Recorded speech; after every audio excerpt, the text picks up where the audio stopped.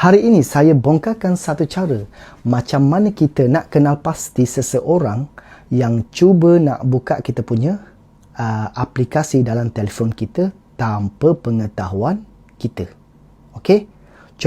Contohnya hari ini saya nak tunjuk WhatsApp. Okey? Perhatikan guys. Okey, yang pertama sekali guys, kita buka kita punya Play Store. Kemudian kita pergi dekat search ni. Kita cari apps yang bernama Ultralock yang ke atas ni guys. Okey. Yang ini guys. Okey.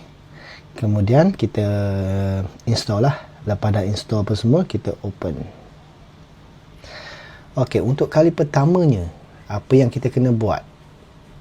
Kita masukkan nombor PIN ni. Okey. Tak kira lah nombor PIN apa-apa. Masukkan je. 1, 2, 3, 4 contoh. Okey. 1, 2, 3, 4 contoh. Kemudian dekat sini dia tanya kita ni apa ni? Ultralock to send you notification. Ya, boleh. Allow pun boleh. Okey. Dekat sini yang pertama sekali guys, tekan je dua-dua grand dekat atas dengan bawah ni. Okey. Itu yang pertama. Dia suruh buka apa, dia suruh apa, allow dulu benda lah ni. Pergi dekat sini cari Ultralock dekat sini, allow je. Lepas tu come back. Yang kedua tekan lagi satu kali dekat sini. Sama juga benda yang sama buat. Okey, cari je Ultralock dekat sini. Okey, settle. Kemudian kita pergi dekat apps ni. Okey. Sekarang ni kita cari aplikasi yang kita nak lock tu. Contoh macam saya nak buat sekarang ni. Saya nak buat WhatsApp. Okey, so saya carilah saya punya apa, aplikasi WhatsApp ni. Ini dia. Okey. Okey, dekat sini dia punya kunci mangga dia ni terbuka guys. Okey. So apa yang kita kena buat, pastikan kita tutup. Sebab kita nak kunci kita punya apps ni. Macam ni. Kemudian bila dah tekan lock ni, dah tutup, tekan 3 baris belah atas ni. Kemudian kita pergi dekat setting. Lepas dah setting, kita pergi dekat lock type ni. Bolehlah pilih mana-mana nak jenis pattern ke. Tengoklah dekat sini. Macam saya pilih pin je lah.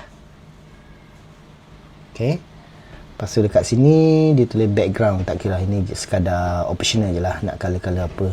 Ok. Kemudian pastikan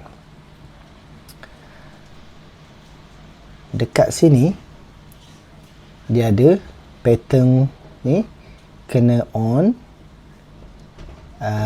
Yang ini tak payah risau. Yang ini intruder detection ni kena on. Kemudian tulis semasa menggunakan apps, klik je. Ok, dan low. Dan yang ini pastikan aktif juga. Ok, itu sahaja dia punya setting dia. Kemudian kita keluar daripada app ni. Kita masuk kita punya WhatsApp. Inilah contoh. Okey. Nak tengok.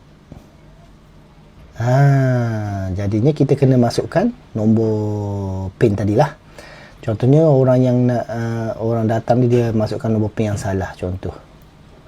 Tak jadi yang pertama, yang kedua tak jadi, yang ketiga tak jadi juga, contoh. Lepas tu kita ni nak tengok siapa yang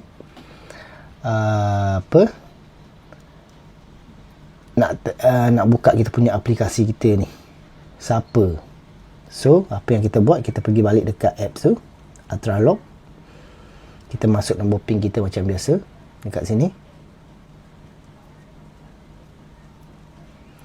Kemudian kita pergi titik 3 atas ni. Kita pun tekan Intruder Photos dekat sini.